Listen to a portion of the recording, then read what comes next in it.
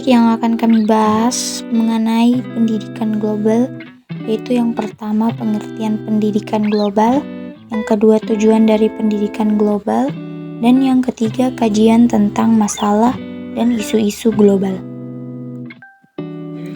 Pengertian pendidikan global menurut Sapria pada tahun 2017 halaman 120 sampai 138 bahwa pendidikan global merupakan upaya untuk menanamkan suatu pandangan tentang dunia kepada para siswa dengan memfokuskan bahwa terdapat saling keterkaitan antara budaya, umat manusia, dan kondisi planet bumi.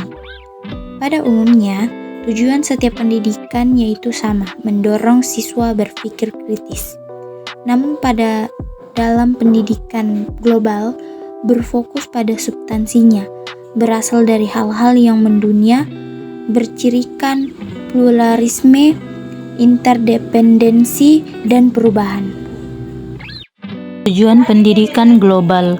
Tujuan pendidikan global adalah mengembangkan pengetahuan, keterampilan, sikap yang diperlukan untuk hidup secara efektif dalam dunia yang sumber daya alamnya semakin menipis dan ditandai oleh keberagaman etnis, budaya, yang saling berkaitan. Pendidikan global juga bertujuan untuk membantu peserta dan calon pendidik menghadapi era globalisasi yang semakin meluas di dunia.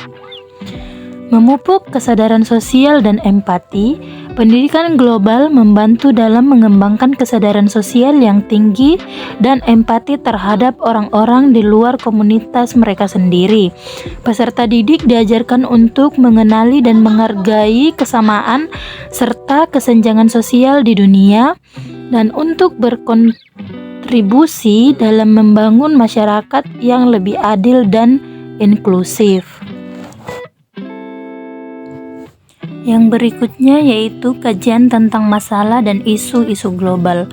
A. Kajian tentang nilai manusia.